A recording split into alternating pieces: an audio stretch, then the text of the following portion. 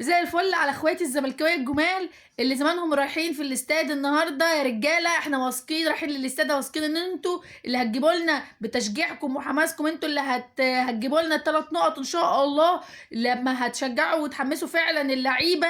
واثقين في ان شاء الله ان اللعيبه شايفه كل ده، شايفه ان انتوا جايين قد كده من بسفر وسايبين اشغالكم وسايبين جماعتكم عشان تبقوا وراهم وتشجعوهم. شايفين ان الجماهير اللي شجعتهم بعد الخساره في الاستاد برضو، شايفين كل اللي الجماهير بتعمله عشانهم، وان شاء الله هيردوا الجميل ده في ارض الملعب، ويردوا في قلب الملعب ويجيبوا الثلاث نقط ويكسبوا.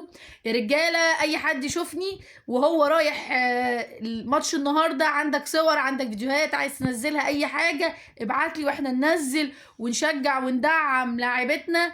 احنا معاكم ومع لاعبتنا، نقدر نعمله، بنقدر نعمله. كان نفسي اجي صدقوني معاكم بس الظروف بقى يعني، بس هنعمل من هنا اللي علينا وهنشجع، وان شاء الله ان شاء الله اللعيبه النهارده تلعب ماتش كويس وتجيب لنا الثلاث نقط، ويمكن ربنا يكرمنا والتانيين يخسروا ونخلص بقى ونحتفل هناك.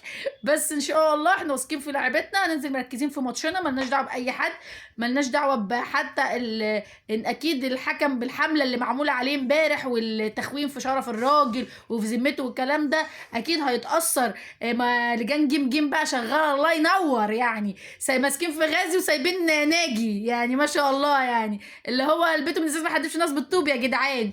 بس احنا واثقين فيه ان هو رجل حكيم، وان شاء الله مش هيتاثر باي حاجه زي ما بسيوني اتاثر في مباراه سيراميكا وشفنا مهزله تحكيميه، كانت مباراه سيراميكا بتاعت كاس مصر.